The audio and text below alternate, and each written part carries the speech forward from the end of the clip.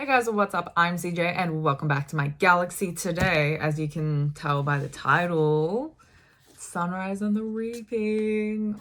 Finally, I'm going to be talking about my thoughts, but the thing is, I haven't actually read it yet. This is a book vlog. You're about to see my thoughts in real time because I thought that would be the most entertaining for you guys to see. At the end of this video, I'll tell you guys like my overall thoughts on the novel.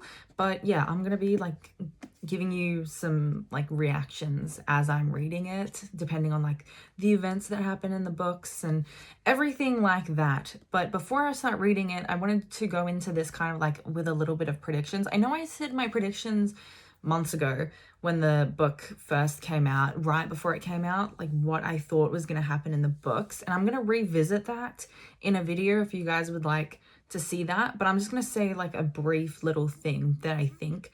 The biggest thing, I just reread The Ballad of Songbirds and Snakes, right? And they talk a lot about wanting to go up north because apparently there are people up there who aren't governed by the capital.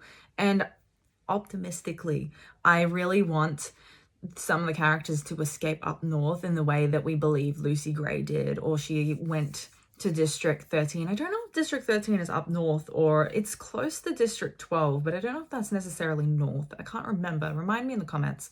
But up north, as we know, up north of Pan Am is Canada because it's North America.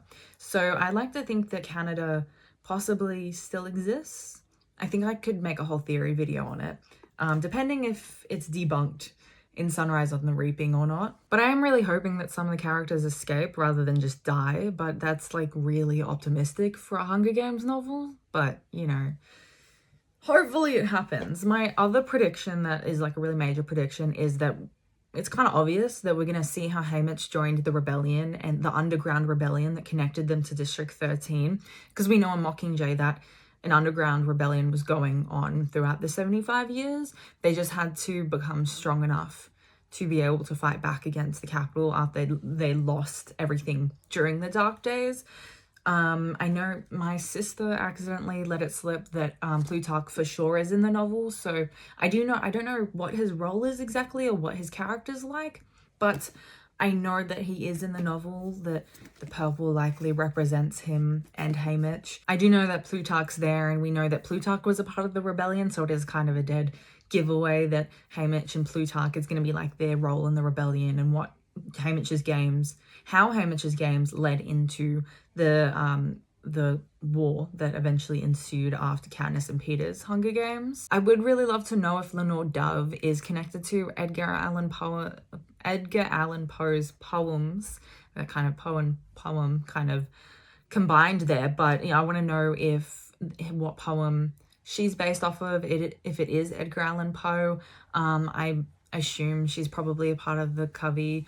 That's kind of also a dead giveaway. I am hoping for some connections to the Ballad of Songbirds and Snakes and not just connections to Katniss and Peter in that way. I want to know about Snow as well and more of his lore. So my predictions are that we're going to see a lot of the rebellion connecting them to District 13. We're going to have a lot of propaganda because we knew that with the marketing.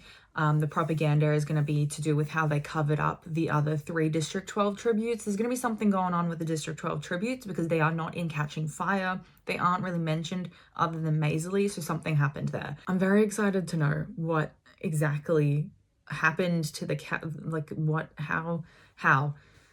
Surely Haymitch did more, right? Than just throwing the axe into the force field to get those kinds of repercussions. I think there's something more there, and I'm excited to find out what actually happened in Sunrise on the Reaping. Okay, so this is a book vlog.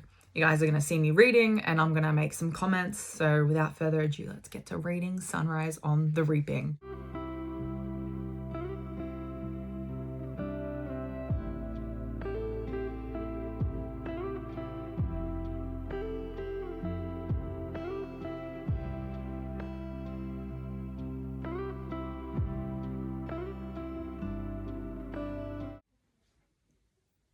It took me so long to get through the first chapter because of the sheer like information dump that is in that.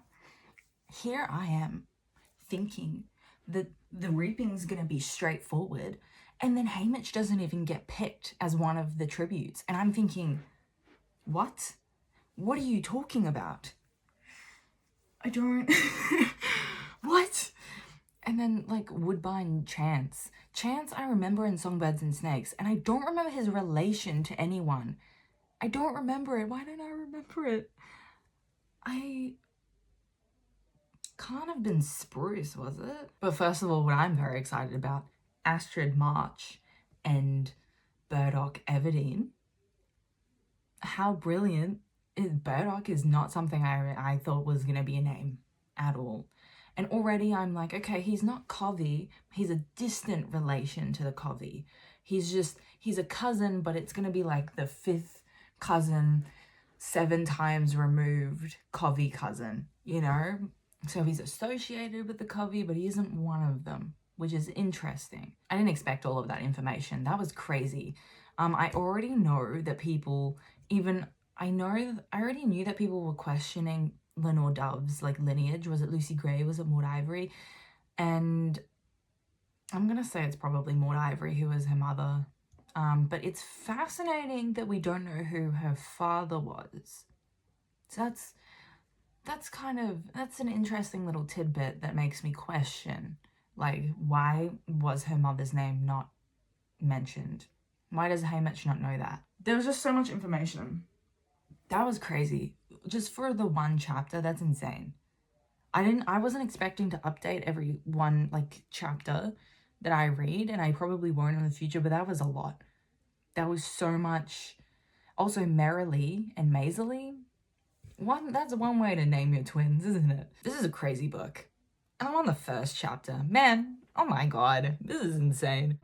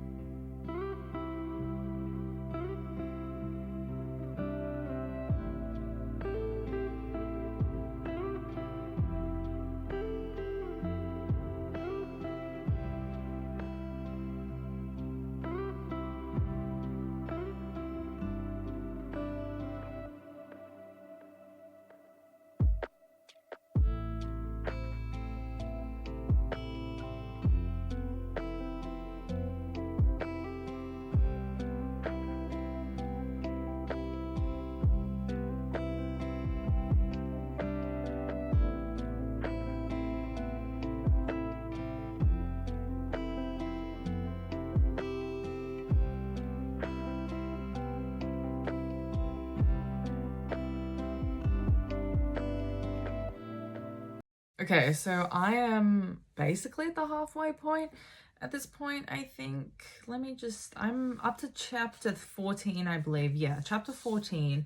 And I have just heard about Lenore Dove being on the other line of the phone call, but I don't know where she is, why she's on a phone call. I mean, I can probably guess, but, you know, Plutarch, we all know he's a part of the rebellion, and he works kind of with District 13. We just don't know what the timeline for that is, but that's where I'm up to, right? And I thought I could just check in and tell you guys some of my thoughts thus far. And I think the most prominent thought in my head at the moment is, oh my god, there are so many cameos.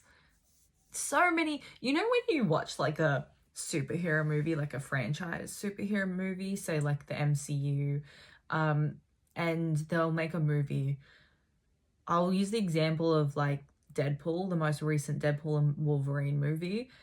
So many cameos in that, and you just go, oh my god, that's so cool. But then it kind of like takes away from the plot. That is a little bit how I'm feeling with this book, that the cameos, every time I see it, I'm like, oh, that's so cool.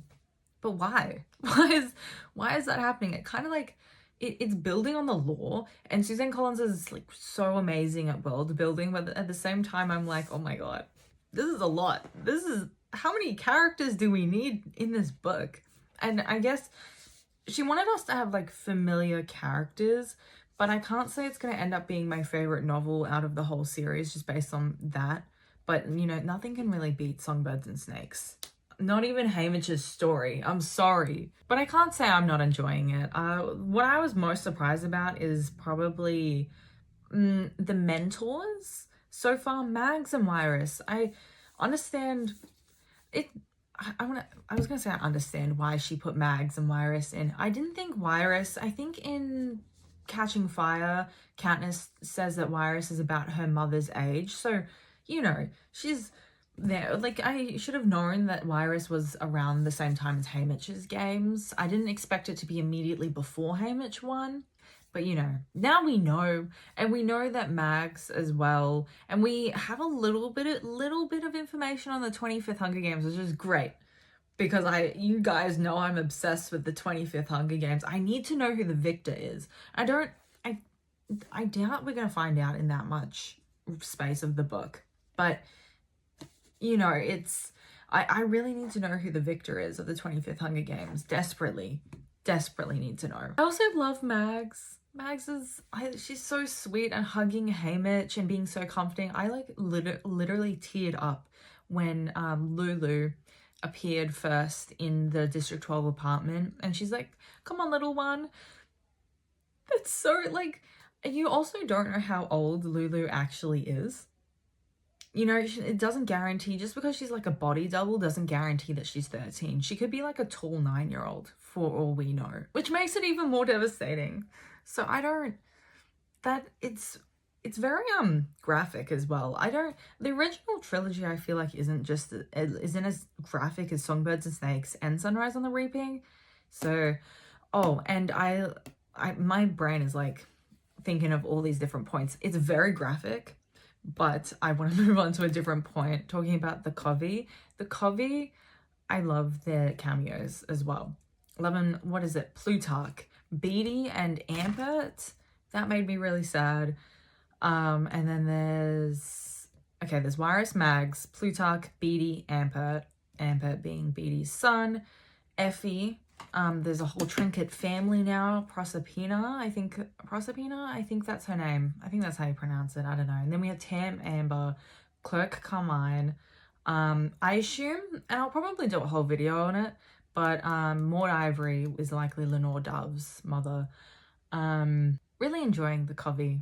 And then there's a lot of really allusions to like the rebels, and that there's still a rebellion going on, a lot less so than in Katniss's time, which my brain is starting to piece together like the transition between in the next 25 years. It's very obvious to me, even without finishing it, that they were planning a Catching Fire escape, or like a third quarter quell escape, but this one was unsuccessful.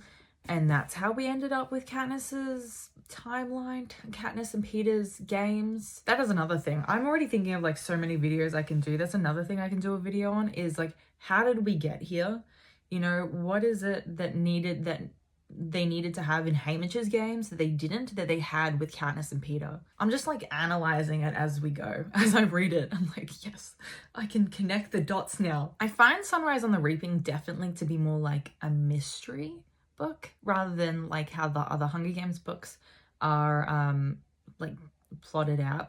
Is that the right term? How they're written, the genre, it doesn't, like, it's not mystery in any way except like the ambiguous ending with Lucy Gray in Songbirds and Snakes. But Sunrise on the Reaping, we know the ending, And we know the propaganda and the ending of the propaganda, how Haymitch's games will be portrayed. So I'm trying to, like, in my brain, I'm trying to, like, work backwards. I'm like, okay, so this is how it ends up. What's it gonna look like for, like, reading this book? Like, what events actually happened? How are they gonna cover it up? What's Plutarch's part in this? Like, when are we going to see this happen? And we know that this happened as well in the districts. Like,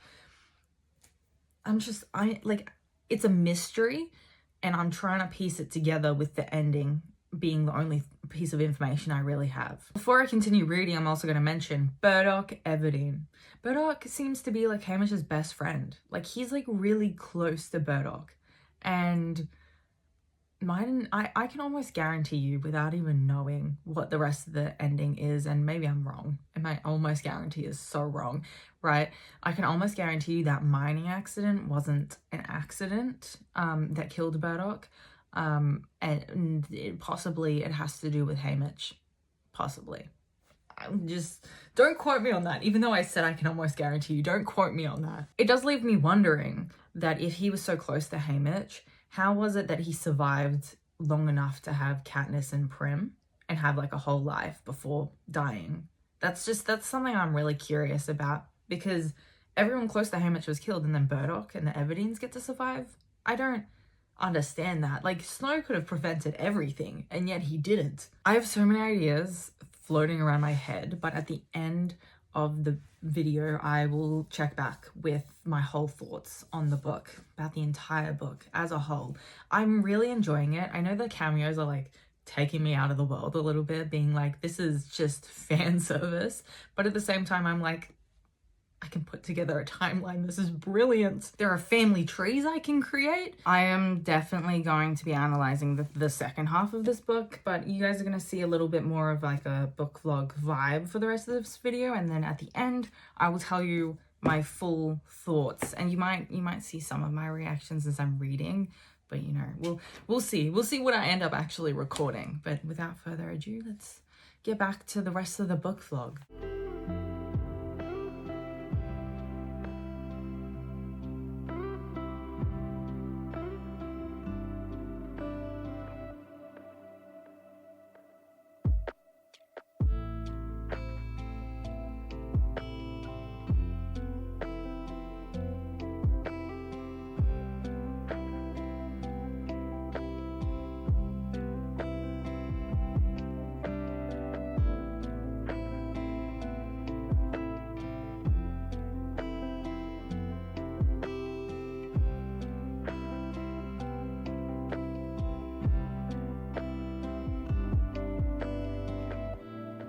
Okay, so I'm up to chapter, I think, 25. Yeah, so chapter 25, I'm almost done. Haymitch has just died, kind of. But I thought I'd check in before the ending to predict what I think the ending's gonna be. And the ending, I don't understand. There's like at least 3 more people who should be dead at this point. We're either not gonna linger on it, or it's gonna be like, I don't even know. You know, maybe they're not actually dead. I have no idea. There's an epilogue as well. And I feel like the epilogue, if it stays true to what's been happening between Haymitch and Lenore Dove, I'm getting the feeling that it's going to be like an ending like Wuthering Heights, like Heathcliff and Kathy finally meeting again in the moors. You know, that devastating meeting. They don't actually meet, their graves. It's Edgar Linton, Kathy, and Heathcliff. Their graves are like side by side, and the whole, like, my interpretation is that they join again in the moors, and that's their like whole thing. Kathy, her ghost haunts Heathcliff, and it's similar to Edgar Allan Poe's The Raven poem, which is referenced throughout. It's like a gothic kind of meeting that eventually they meet again in the afterlife. And I get the feeling the epilogue's going to be kind of like that. And you guys are laughing at me now because I've probably gotten it wrong. But in my mind, I'm like, they meet again in the afterlife in the epilogue. That, or we see Peeta and Katniss again. And it's something, a flash forward in the future. Maybe. It would be weird to flash forward into like a year into the future. Something like that, I think. Or maybe the Reaping, where Katniss and Peeta, like right before the Reaping with Katniss and Peeta. I don't know. I feel like this has to skip all the way forward to after the war. and after the rebellion. It has to be it. I just don't see how you can kill 3 people in that time period. I'm a little bit unsure as to what's gonna be in these next few chapters. You guys know. And future me editing this video knows. But I have no idea. Maybe they survive. Is that too much to hope for? He said in Catching Fire that they're all dead within 2 weeks. You're telling me that part of the book is just 2 weeks? There's no way. That doesn't cover 2 weeks.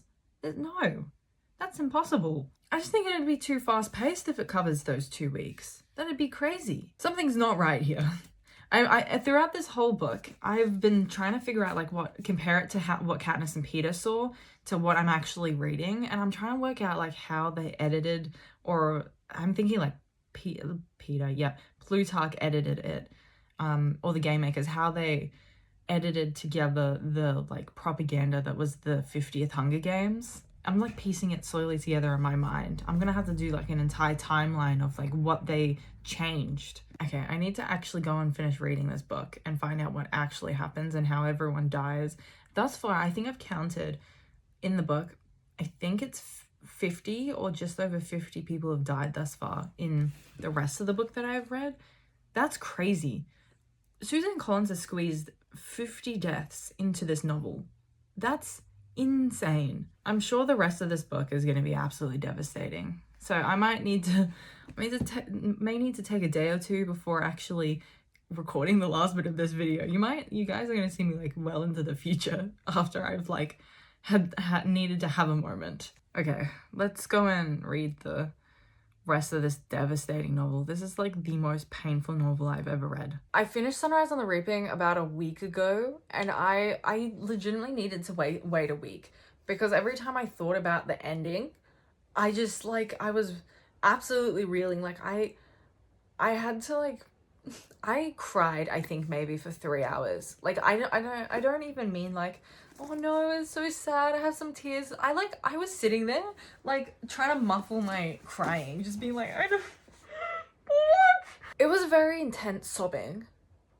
It wasn't just like tears streaming down my face. I was like puffy eyes, just completely sobbing my eyes out for like 3 hours. And then the next day I continued crying. And then the next day, I was still crying every time I even thought about the ending. And it took, it basically took almost a week for me to just like think about Haymitch and the ending and Lenore Dove and be like, yeah, I'm all right with thinking about it. I can't say I'm okay, but I'm pretty, it's sitting all right in my head at the moment without me like wanting to just lie on the floor and sob for a bit. I did write down a few notes of what my main points of like what I want to talk about in the book, but there's a lot that happened in the book, and there's a lot that I can talk about that I just don't have time for in this video, and I just want to like split it up between things. And although, I think that's what I meant. Although, if you guys want to ask me questions in the comments down below, I will reply to your comments, and if there's anything specific you want to know my opinion on, just let me know, and I'll be like in the comments section spying on you guys, being like, yeah, I liked this part, you know, that part that you said you liked, I didn't really like that, but I liked this, you know, about a lot, you know. So I just have like a couple of notes, and I just threw my notebook halfway across the room. I think I've said this already in the video, but this is truly the most graphic novel in the entire series. I thought The Ballad of Songbirds and Snakes was pretty bad, but oh my god, like, let's talk about first literally anything. You know, like Luella's death was quite something. That, to me, I had to like take a break for a second and be like, oh my god, that was a lot. And then Ampert's death had to like also take a break. I took so many breaks reading this novel, it was actually insane. Ampert's death, yeah, that image is like planted in my mind, and the fact that I'm gonna have to watch that on screen in the cinemas or like ever when I'm rewatching the film, I'm gonna need like a moment, because wow, that was. And then Welly's death, that was intense. I don't know how they're gonna frame that in the movie, but that was Welly, and she died alone. because he left her, and that was horrible. And I'm actually very conflicted with how Haymitch's character is, because he's playing this role that he almost becomes that person eventually. You know, like he's this really sweet, he's a sweetheart. You know, he uses the word sweetheart for his sweetheart, but his character, he's a genuine sweetheart who cares so much for people, and he acts this certain way because I don't know, maybe he believes his actions mean that he is not just a rascal, but he's a dangerous person. So he becomes that kind of person, but he can't help but have empathy for people that he comes to care about later on, like Katniss and Peter. And he just becomes this person that he plays in Sunrise and the Reaping. And I find that a whole nother level of devastating. I have been on TikTok a little bit, having a look at other people's like thoughts on Sunrise and the Reaping, seeing what I missed out on.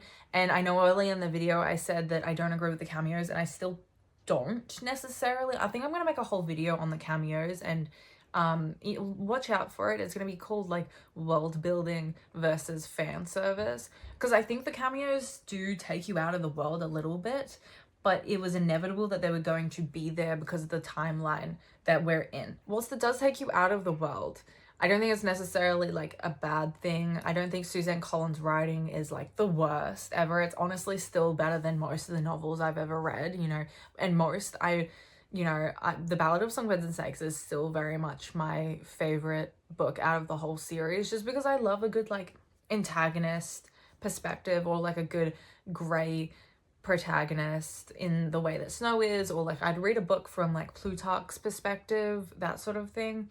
The original trilogy always has a place in my heart, obviously. Sunrise and the Reaping is like, I need to put it in like its own category. It's labeled traumatizing.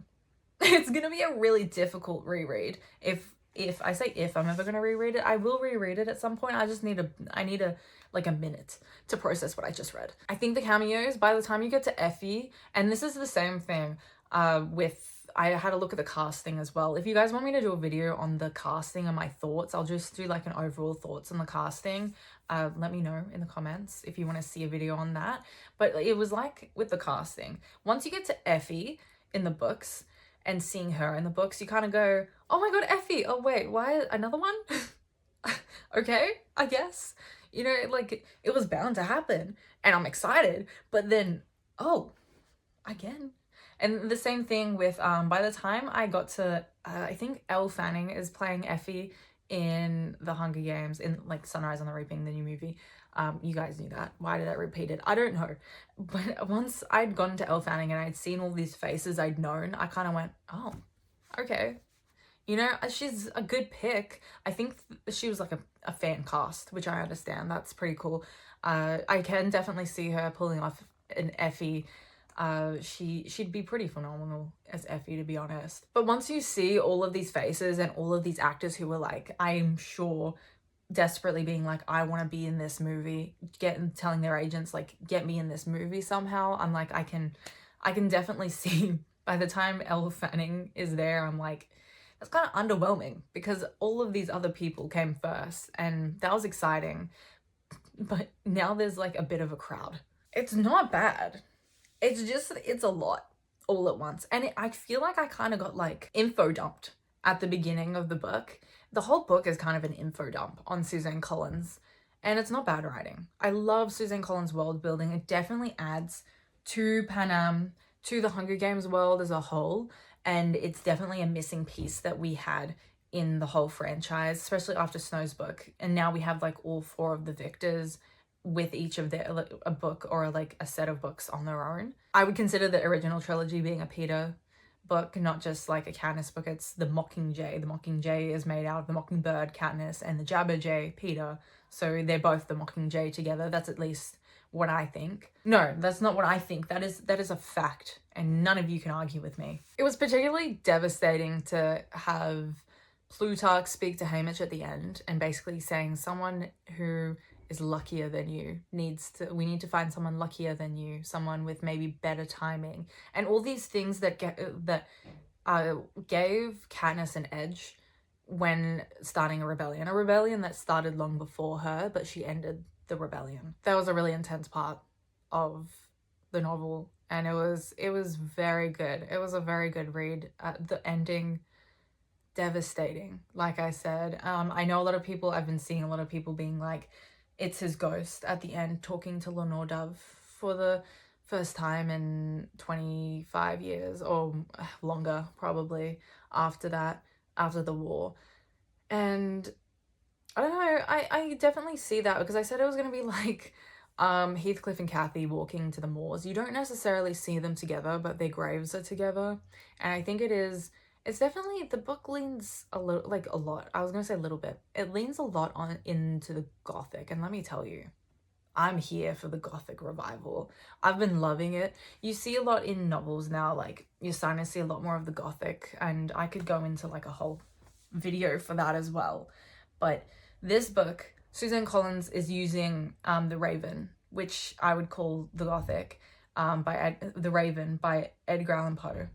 And that's the poem that Lenore Dove's name is based on, because she's Covey, and I loved the little Covey cameos as well, especially Lucy Gray. But the ending of Haymitch, and Haymitch's ending, whether or not he's a ghost, and giving it that good ambiguous ending is very Gothic. Like, there's not necessarily a resolution.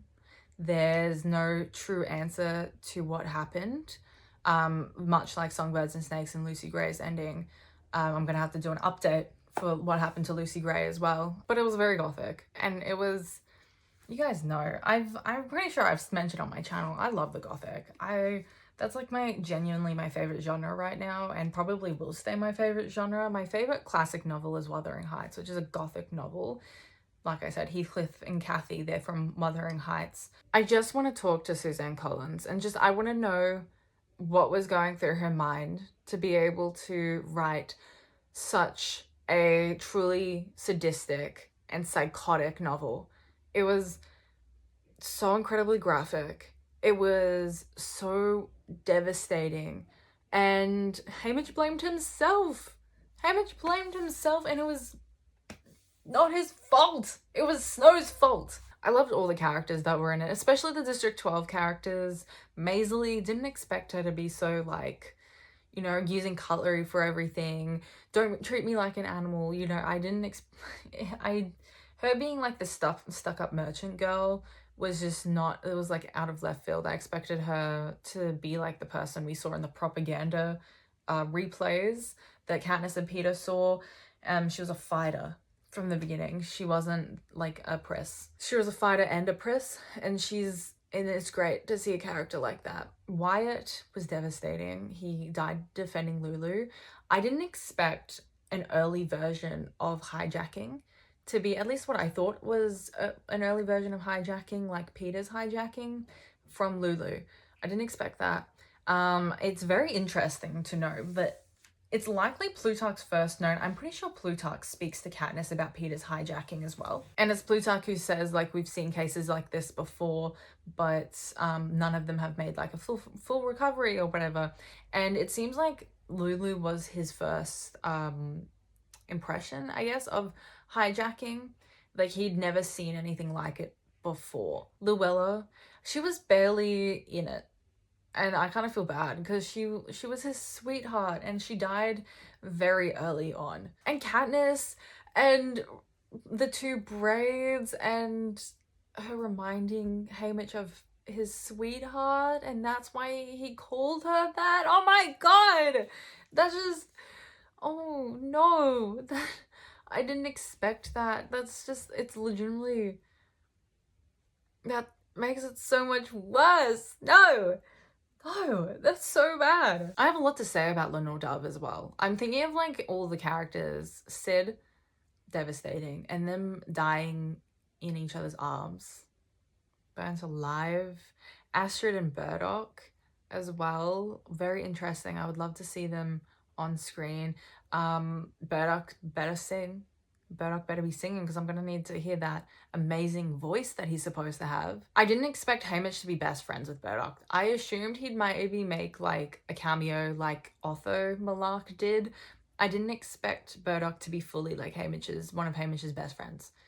And he like hit Astrid with a rock and they never spoke again. Lenore Dove's death, I think what really got me was, you know how when after Prim dies, Katniss goes back to District 12 and speaks to Buttercup and sees Buttercup and has this whole emotional scene, and that's what really gets people. You know, I feel like when Haymitch found Lenore Dove's grave and just like lied there with her, I think that's really what got me compared to like her actual death. You know, it was exactly like Katniss and Buttercup, that scene. It was really devastating, and I like to think that they were reunited in the afterlife, and I'm just gonna leave it at that. You know, maybe Lenore Dove didn't even never die.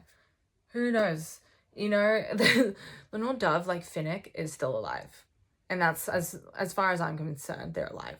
Because geese mate for life, and I really well and truly believe that. And I need that in my life. But anyways, guys, that is it for my thoughts on Sunrise on the Reaping. Hopefully you enjoyed the video. If you guys want my thoughts and opinions on anything else, please let me know in the comments and I'll be replying to you. Like I said earlier, I'm just going to be stalking you guys in the comments. I'm going to be replying to pretty much everyone. So make sure if you just absolutely need to know what I think about this specific thing that you've been waiting for my thoughts on, let me know. If you guys like this video, please like and subscribe, and obviously comment down below your own thoughts on Sunrise on the Reaping. But that is it for today's video. I've been CJ, and I'll see you guys in the next video. Bye!